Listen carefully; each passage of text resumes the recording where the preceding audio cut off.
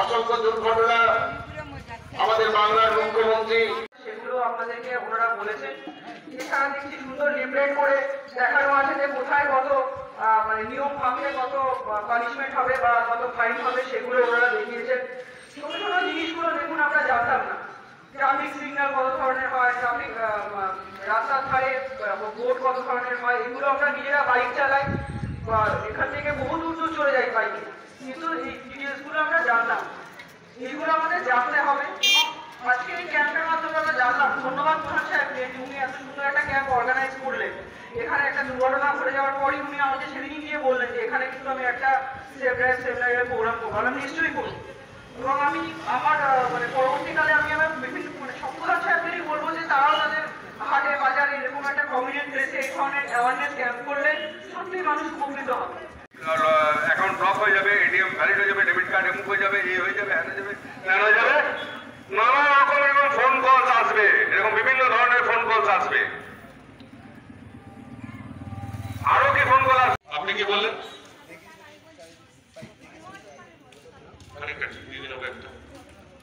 এটা পাটলি ঠিক, বাকিটা বলতে পারবেন কেউ?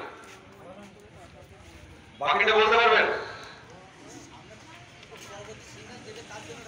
না না না না, ওটা ঠিক না। না, আমি কৃষি মেলা যখন হয়েছিল, কৃষি মেলাতে আমি পড়েছিলাম।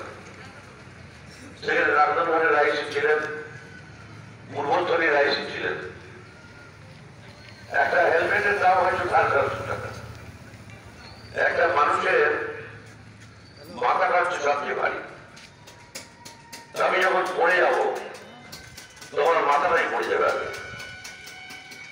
মাথায় চোট লাগলে আপনারা সবাই জানেন, একটা পা ভেঙে গেল, একটা হাত ভেঙে গেল, তাতে মানুষ বেশি যায়, কিন্তু মাথায় লাগলে বাঁচে না।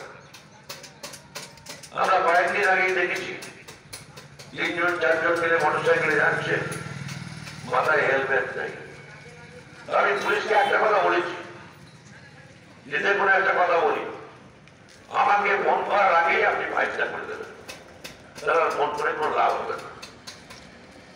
কারণ আমি মোটরসাইকেল চালাতে পারবো 1 লক্ষ টাকা দিয়ে, 75,000 টাকা দিয়ে, 1.5 লক্ষ টাকা খরচ করে, কিন্তু হেলমেট করবো না, এই জিনিস চলতে পারে না। আমার এরপরেও আসছে রাস্তায় রাস্তায় সিসিটিভি লাগানো হবে। আপনি হয়তো ভাবছেন আমি 80 কিলোমিটার স্পিডে বেরিয়ে চলে যাবো, ফাইনটা অলরেডি হয়ে যাবে আপনার, কোনো চিন্তার কোনো কারণ নেই। এ ব্যবস্থা হচ্ছে, যারা মানুষের জীবনটা বাড়ির হয়তো একটাই ছেলে, যদি অকালে তার প্রাণ চলে যায়, তার পরিবারের অবস্থাটা কোন জায়গায় দাঁড়াবে, এটা আপনাকে ভাবতে হবে। এই ভাবার জন্যেই আমরা কিন্তু বাংলার মুখ্যমন্ত্রী মমতা ব্যানার্জি বারে বারে বলছেন সেভ লাইফ সেভ লাইফ, এমনি এমনি বলছেন।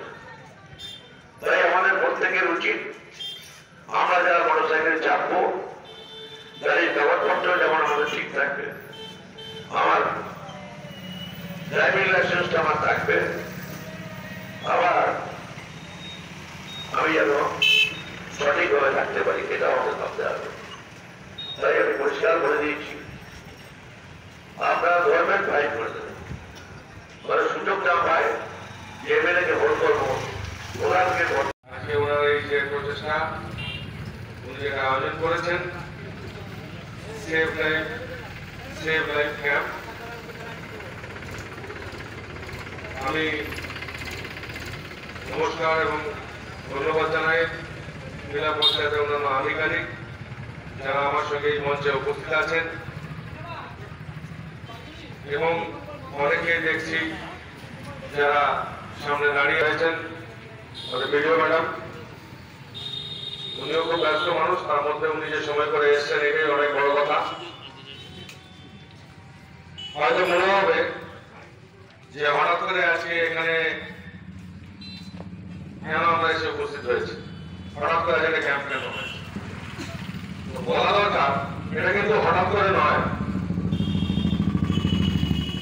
আমাদের মাননীয় মুখ্যমন্ত্রী ওনার ব্রেন চাইল্ড আজকের এসডিএসএল, যেটা আমরা কমনলি জানি সেভ লাইফ, ওনার মস্তিষ্ক প্রস্তুত এটা একটা প্রজেক্ট যেখানে একটাই এবং তার জন্য অনেক সচেতনতা অ্যাওয়ারনেস করার প্রয়োজন, যেগুলো আজ বিগত কয়েক বছর ধরে হয়ে আসছে। কিন্তু দেখা যাচ্ছে যে এত অ্যাওয়ারনেস করেও অনেক জায়গা আপনারা দেখেছেন, অনেক র্যালি, অনেক অনুষ্ঠান, অনেক প্রোগ্রাম স্কুলে কলেজে, কোথাও দুর্গাপুজোর ইনাগুরেশনে গেছি, সেখানে আমরা করেছি, বলেছি, মানুষকে বুঝিয়েছি। কিন্তু জানি না কেন কোনো এক কারণে মানুষ এখনো পর্যন্ত সম্পূর্ণ সচেতন হয়নি। অনেকটাই হয়েছে, হয়নি এমনটা না, কিন্তু বহু মানুষ এখনো সচেতন নয়। বিশেষ করে যেগুলো রুরাল বেল্ট যেগুলো আছে, যেখানে মানুষের আরো সচেতন হওয়ার প্রয়োজন আছে। যে কারণে আমার মনে হচ্ছে যখন প্রধান সাহেব আমাকে এই অপরচুনিটি বলতে পারেন, অফারটা বলতে পারেন, আমাকে দিলেন, আমি কিন্তু এক কথায় ওটাকে অ্যাকসেপ্ট করে নিলাম যে না, আমার মনে হয়েছে যে এইসব বেল্টে আরো সচেতনতার প্রয়োজন আছে, যা থেকে আজকের এই ক্যাম্প। এখানে অনেকে সামনে দাঁড়িয়ে আছে, তাই তো লাইসেন্স লাগে। ঠিক কথা আপনি বলেছেন যে গার্জেনরা যদি আমরা সচেতন না হই, তাহলে আমার ছেলে সে কোন বয়সে গেলে সে গাড়িটা চালাতে পারবে, সে বৈধ লাইসেন্স পাবে, সেটা তো আমি জানবো না। অনেক আমরা বলতে শুনেছি, স্যার আমি তো জানি না, অন্য কোনো মানুষ স্যার চাষবাস করে খাই, ওই ছেলেটা বলছিল একটা গাড়ি কিনে দিচ্ছি, ছেলেটা চালাচ্ছে, তাহলে সে বৈধ লাইসেন্স পাবে না? বৈধ কেন, অবৈধই পাবে না, বৈধ অবশ্যই যাই বলুন। 18 বছরের নিচে কোনো লাইসেন্স সে পেতে পারে না। তাহলে একটা গাইডলাইন সরকার আমাদেরকে দিচ্ছে, আমাদের এমপি রুলস আমাদেরকে বলছে যেখানে 18 বছরের নিচে কোনো ছেলে গাড়ি চালাতে পারে না। এবং এই লাইসেন্সটা পেতে গেলে মিনিমাম একটা পরীক্ষা দিতে হয়। আপনি গভর্নমেন্ট দপ্তরের সংশ্লিষ্ট দপ্তরে আপনি যাবেন, সেখানে আপনাকে একটা পরীক্ষা দিতে হবে। সেই পরীক্ষাটা আপনি পাস করলে রাইট দেখছি 14, 15, 16, 17, 18 ক্রস করছে না, এই ছেলেগুলো বড় গাড়ি চালিয়ে বেড়াচ্ছে। বা আমার কোনো রেস্ট্রিকশন নেই, রোগ নেই, আটকানো নেই, কিছু বলা নেই, ছেলেকে কিছু বলা যাবে না, বাবা রেগে মেগে কথা চলে যাবে। তো রেগে মেগে ছেলে চলে গেল না রেগে মেগে ছেড়ে চলে গেল, সেটা আপনাকে ভাবতে হবে। আমরা আশা করবো যে আপনারা মানবেন।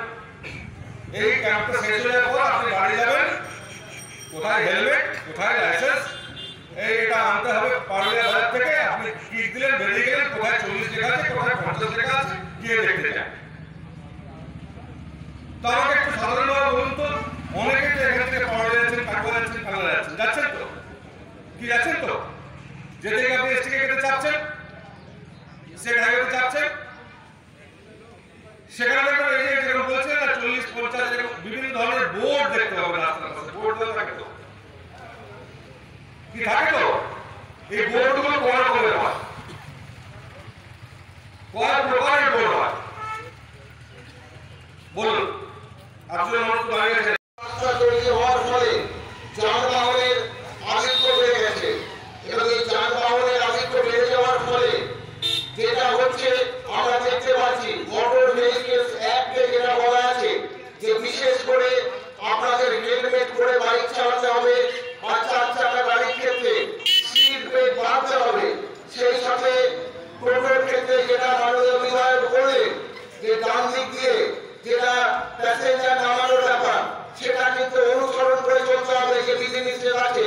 নচেত কিন্তু আমাদের যে সরকারি প্রশাসন, তারা কিন্তু সরকারিভাবে যে ব্যবস্থা গ্রহণ করা সেটা কিন্তু করবে। আপনারা হয়তো জানেন না, আমাদের বাংলার মুখ্যমন্ত্রী, মাননীয় মুখ্যমন্ত্রী, তিনি বারবার সাবধান করছেন, কিন্তু আমাদের যে মোটর ভেহিকেলস অ্যাক্ট যে আইন আছে, তাতে এমন কিছু কঠোর ব্যবস্থার কথা বলা আছে যেটাতে কিন্তু আপনাদের ধরলে আপনাদের যে কোনো সময় প্রশাসন বাইক সিজ করতে পারে। এই অধিকার দেওয়া আছে যদি আপনারা নিয়ম না মেনে